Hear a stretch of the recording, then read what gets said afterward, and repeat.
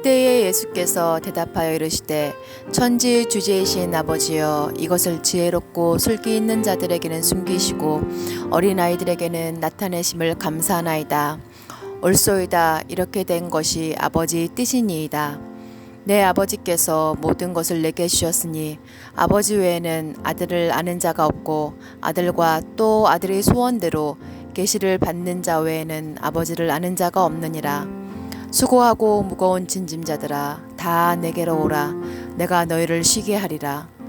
나는 마음이 온유하고 겸손하니 나의 명예를 메고 내게 배우라. 그리하면 너희 마음이 쉼을 얻으리니 이는 내 멍에는 쉽고 내 짐은 가벼움이라 하시니라. 마태복음 11장 25절부터 30절 말씀입니다.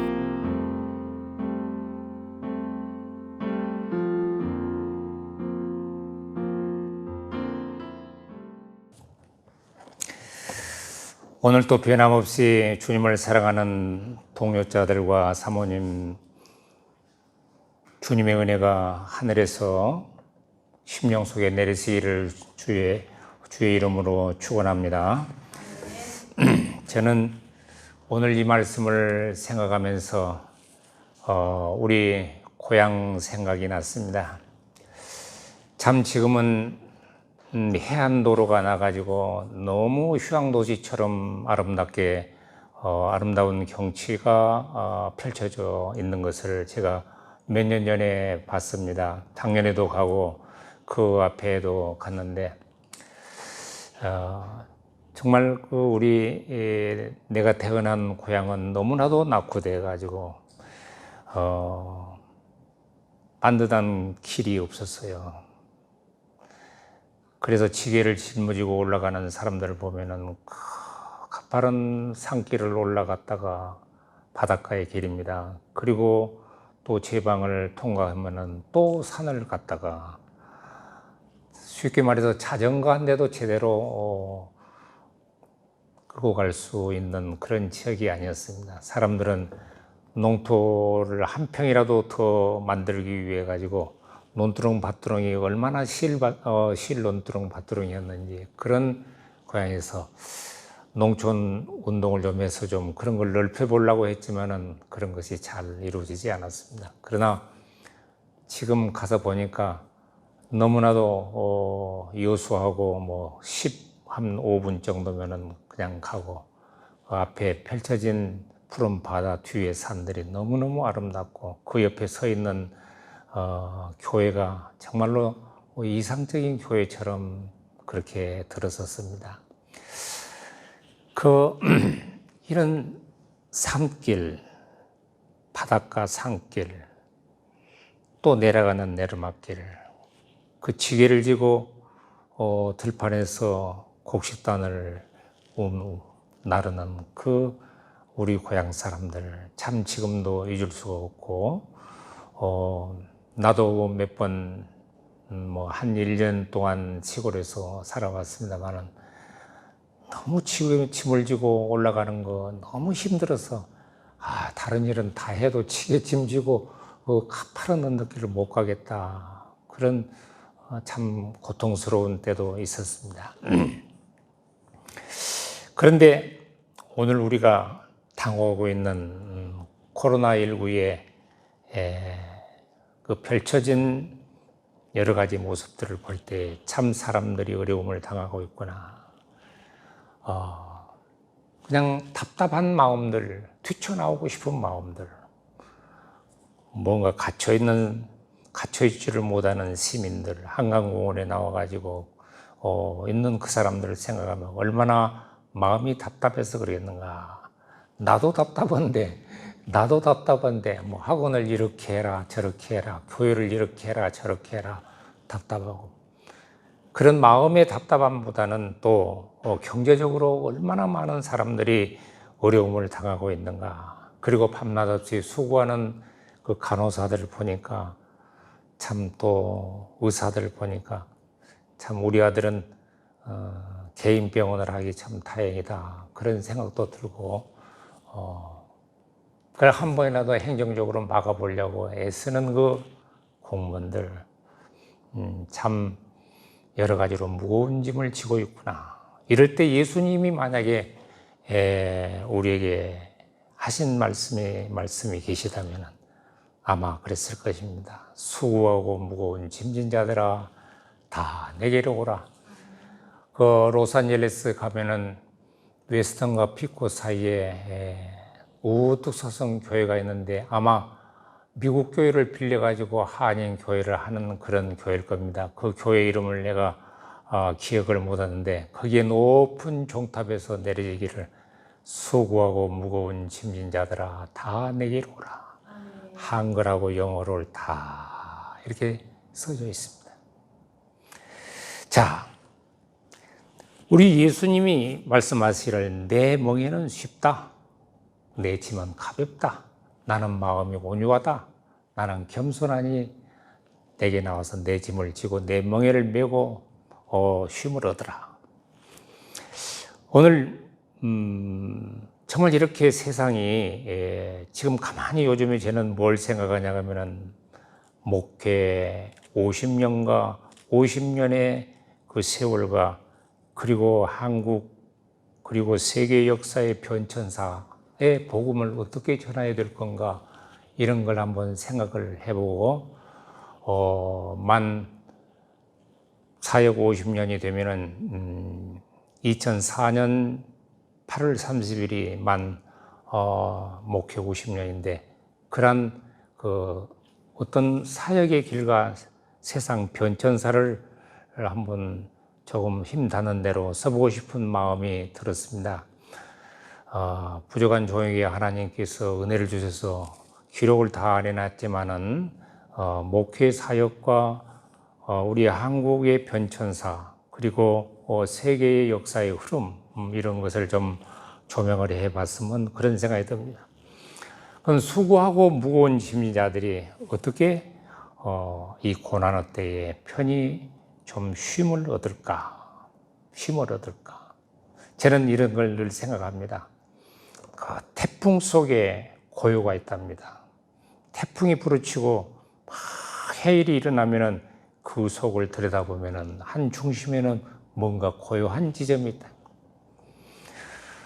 자, 그러면은 세 가지로 우리가 수고하고 무거운 짐을 다 벗어버리고 쉼을 얻고 예수 안에서 평안을 얻고 그리고 마음속에 늘 충만한 마음으로 쉼을 얻을 수 있습니다. 여러분, 우리 기독교는 계시의 종교라 그럽니다. 그러면 계시란 것은 뭐냐? 한말로 말해서 뭔가 이렇게 딱 가려졌는데 그 가려진 것을 이렇게 벗겨낸 것 아닙니까? 그걸 계시라고 그러죠. 리블레이션이라고 그러죠. 제가 저 승주군 주안면 삼령교회라는 고심파 교회에서 첫 번 결혼식을 했는데 그때는 뭐 드레스도 특별한 사람만 입고 우리 집 사람은 뭐 하얀 한복에다가 이렇게 이 앞에 딱 가리는 것을 다 하고 들어오더라고요. 그것을 벗겨주는 것이 계시지. 가려져 있는 것을 벗겨주는 것이 계시다. 예. 그런데 그런 것은 뭐 기본적으로 계시를 난 것을 의미는 여러분들이 아는 바입니다. 박윤선 목사님은 이렇게 계시에 대해서 설명을 했습니다. 신명기 4장 10절 이 전후반을 보면은 이스라엘 백성이 하나님께서 불 가운데서 불의 화염 가운데서 불 가운데서 하나님의 말씀을 전파하셨다. 그런데 아무 모양이 나타나지 않았다. 그렇게 신명기 4장에 기록하고 있습니다. 자, 그러면은 계시의 중심은 뭐냐 그러면은 말씀이다. 계시의 중심은 말씀. 아무 형상도 나타나지 않았는데 하나님의 말씀이 나타났거든요.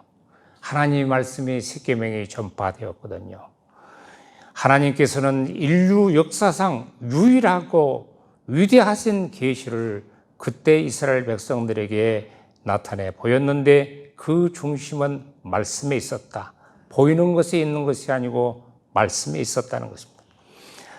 계시라는 것은 아무에게나 보이지 않는 것을 말합니다. 특별한 사람만이 볼 수 있는 것. 그래 나와 여러분은 특별한 사람이에요. 늘 말하고 또 말하지만은 특별한 사람.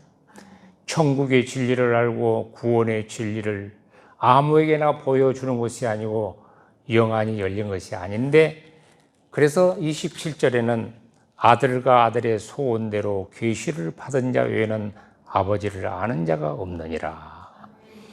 그리고 쉬운 성경에는 아들과 아들이 나타내 주시고자 하는 사람 외에는 아버지를 아는 이가 없다, 이렇게 말했습니다. 그러니까 계시란 것은 하나님 아버지께서 아들에게 아들의 소원대로 나타내고 싶은 자들에게, 우리 예수 그리스도께서 부르시고 싶은 사람들에게, 예수 그리스도께서 선택하고 싶은 사람들에게 자기 자신을 인류의 구세주로 나타나 보인 것을 의미합니다.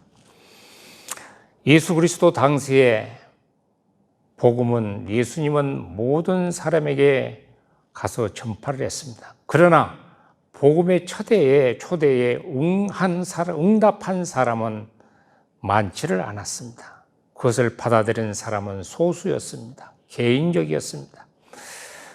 그런데 이 계시가 세상에 슬기있고 지혜로운 사람들에게는 숨겨졌다. 저는 가끔 그 도올 선생을 보면서 그런 생각을 합니다. 내가 볼 때 아마 도올 선생은 우리나라의 최고의 지성 중에 한 사람이다, 그렇게 생각을 합니다. 뭐 기독교 성경 지식뿐만 아니라 불교 언어가 뭐 보통 여러 가지 언어를 한 것이 아니에요. 근데 이 사람이 가만히 보면은 중도 아니고 기독교인도 아니에요. 철학자도 아니고 그냥 지식이 박식한 사람이에요. 그런데 보면은 성경은 많이 아는데 마음속에 예수 그리스도를 영접하고 하나님을 보는 눈이 가려져 있다. 그것을 나는 늘 봅니다. 참 아깝은 생각이 들어요. 박식한 사람, 언어를 얼마나 유창하게 하는지, 중국어도 잘하고 중국어뿐만 아니라 영어를 얼마나 잘하는지 모르겠어요. 자, 그러니까 그런 지성인들에게는 하나님께서 가려져서 못 보게 했는데, 무식한 사람들, 어린아이와 같은 우리에게는 나타내 주심을 감사하나이다. 하늘을 보는 눈을 우리에게 허락하시고 인류의 구세주로 오신 예수 그리스도를 보는 눈을 허락해 주셨다. 이것이 얼마나 귀한 은사인가. 그런데 저는 이러한 예수를 보는 눈, 하나님 아버지를 보는 눈을 오늘 지금 거기에서 넘어서 좀 더 깊은 단계를 말씀드리고 싶습니다.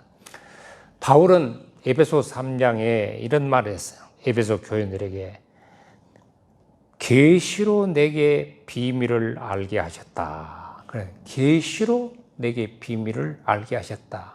그래서 예수 그리스도, 그는 예수님의 일반 제자들, 사도들처럼 예수님을 3년 동안 따라다닌 것도 없고, 그냥 담에색 사건을 통해서 예수를 만나서 아마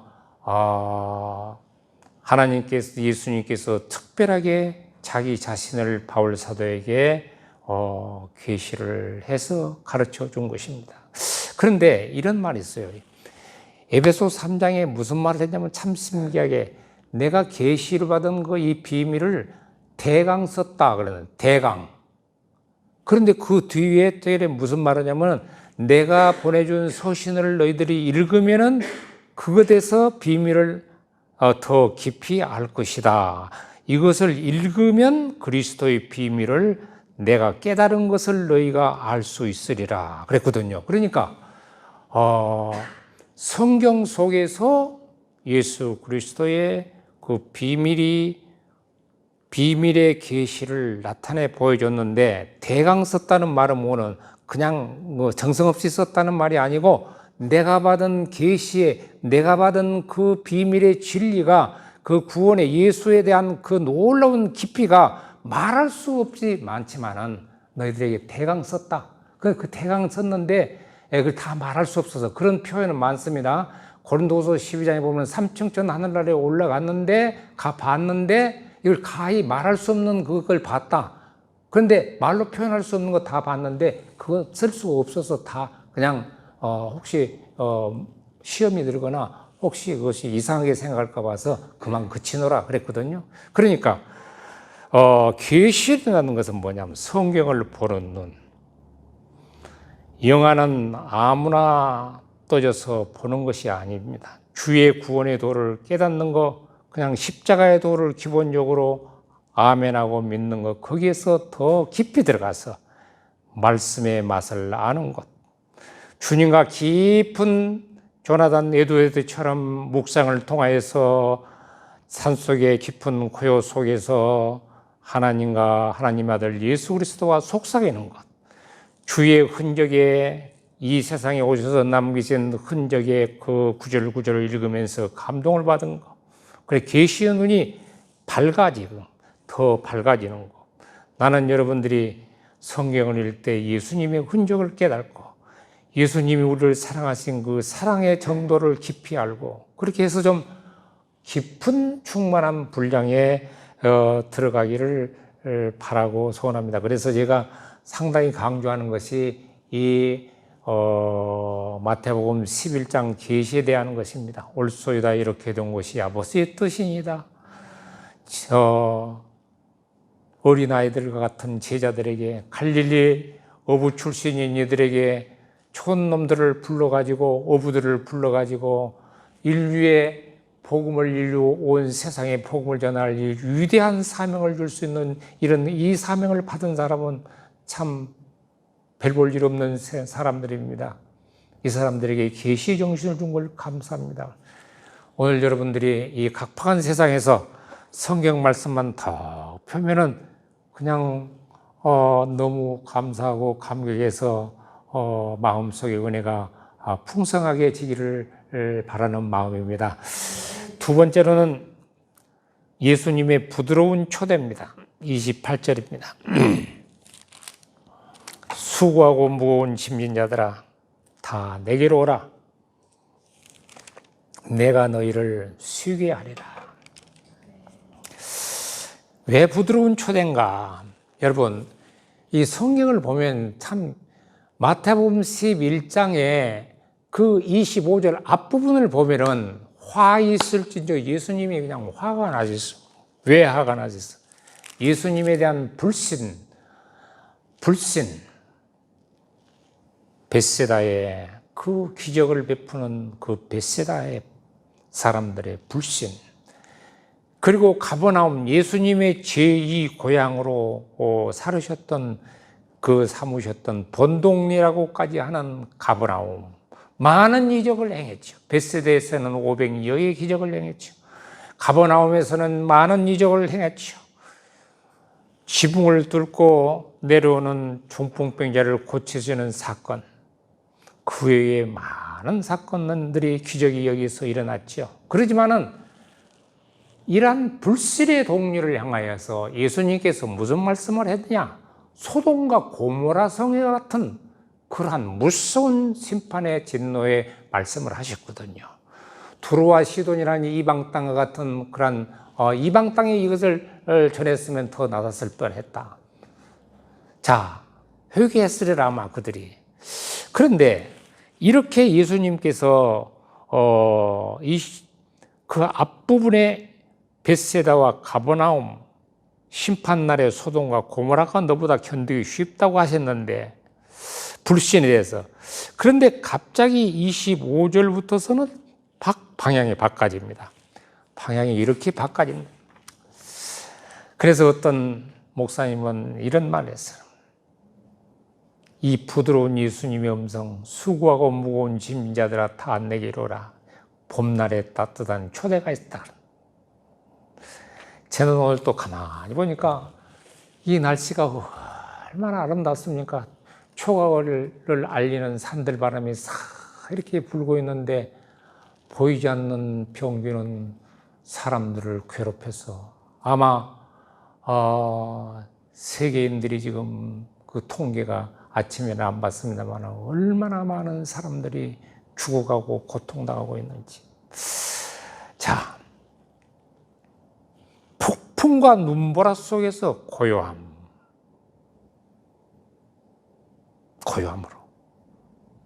예수 앞에서 나오면은 모든 올캄이죠. 모든 것이 조용하게 어두움에서 빛으로, 절망에서 희망으로 인류의 구세주로 오신 예수 그리스도의 초대가 여기 있단 말입니다. 자, 이 부드러운 메시지를 새로운 메시지라고 합니다. 예수 그리스도만이 주실 수 있는 새로운 메시지. 더 이상 이스라엘 선민국가에 한정되지 않는 예수님의 메시지. 예수님의 복음을 받아들인 개인의 심령에 전해진 이 복음. 자, 그런데 사람들이 왜 무거운 짐을 지고 살까? 그것입니다. 왜 무거운 짐을 지고 살까, 사람들이? 무거운 짐이 도대체 뭐냐? 무거운 짐의 원인이 도대체 뭐냐? 우리를 천근만근으로 억누르고 있는 이 무거운 짐이 뭐냐? 그건 육체적인 것보다도 더 영적인 것이고 이제 죄악, 하나님을 떠난 죄에 있다는 것입니다. 그래서 이사야서 1장은 이렇게 말하고 있습니다. 손은 그 임자를 알고.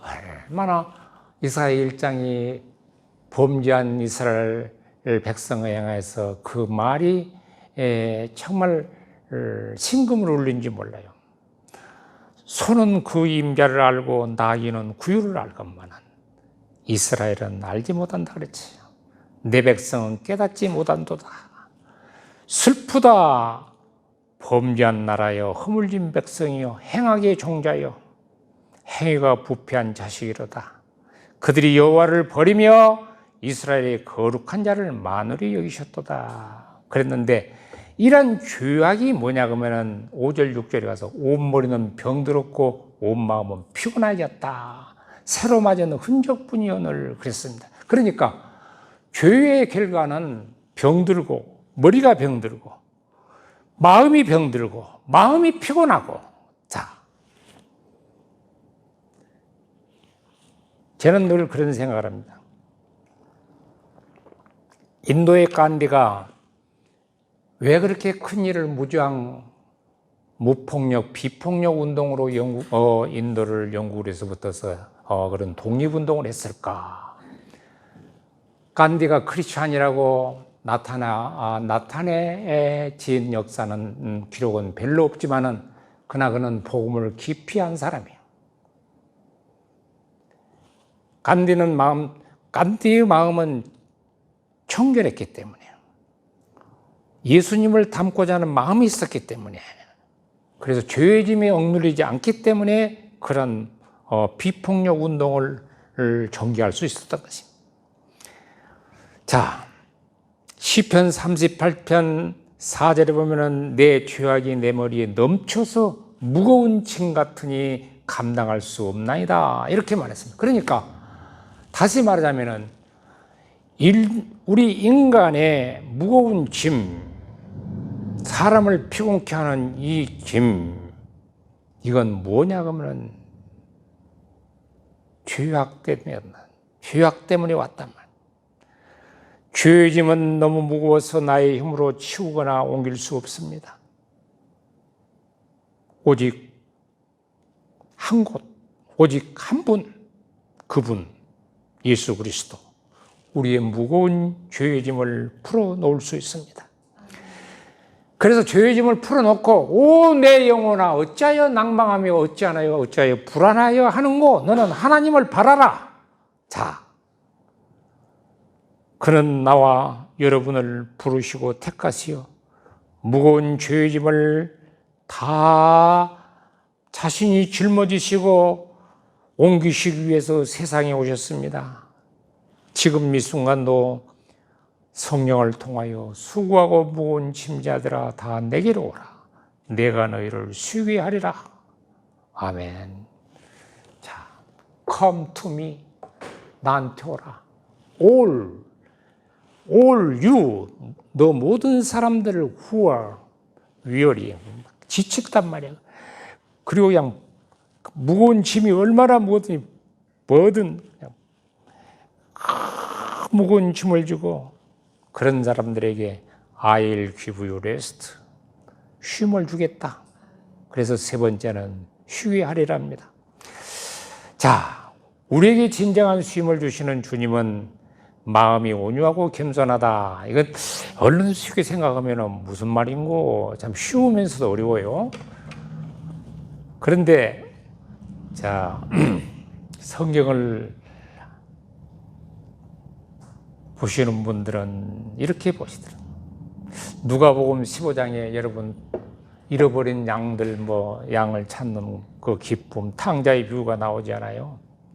그런데 그 딱 2절에 보면 무슨 말씀이냐면 바리새인들이 보고 예수님을 향하여 이 사람이 말이에요. 이 사람이 지금 이 사람이라는 표현은 굉장히 사람을 무시한 것입니다. 그래서 몇 년 그 전에 김대중 대통령이 부시 대통령 만났을 때 디스맨이라 그랬거든요. 그래서 이 사람 그 사람 상당히 좀 무시한 소리예요. 그런데 바리새인과 이 유대인의 그 지도자들이 보고는 예수님을 보고 이 사람이 죄인을 영접하네? 그랬더니 죄인을 영접한다 그래. 그러니까 예수가 누구십니까? 하나님의 아들이고 하나님의 독생자고 천지를 만드신 분인데 주권자이신데 그분이 죄인들과 세리와 창기들과 그 사람들하고 함께 그 사람들을 영접하고 함께 식탁을 나누니까 사람들이 그렇게 보는 거예요. 이 사람이 정말 훌륭한 사람이면 그 사람들하고 친구가 되겠느냐? 우리 그렇잖아요. 사람들 초대해서 먹으려면 나보다 조금 나은 사람, 반가운 사람, 기쁜 사람, 즐거운 사람, 좀 존경받을 만한 사람을 먹고 싶지. 저 못난 사람들을 가서 먹고 싶겠습니까? 여러분 그렇지 않아요. 여러분, 사람이 대통령 국회 초창기도에만 가도 상당히 나는 후회를 두고 또 후회를 하는데 전두환 대통령 할 때 그 초창기도에 참석한 것을 그때는 굉장히 그냥 강주에서 나 혼자인가 몇 명 초대를 했는데 막 주차권도 딱 오고 어디 식당 리셉션은 좌석 자리도 딱 붙어 갖고 있더라고요. 상당히 의시되는데 지금 생각하니까 참 못난 놈이었다 그런 생각이 들어요. 네. 그 사람 초청하는 잔치에 내가 가다니 지금까지 잘못했단 말을 한 번 한 사람한테 가다니 그런 그 억울한 생각이 들고 잘못된 판단이 잘못된 판단이 많이 했어요. 자, 그런데 우리 주님은 그런 사람들하고 죄인들의 친구가 되셨거든요. 죄인들을 영접했거든요. 얼마나 겸손하신 분입니까? 얼마나 겸손하신 분입니까?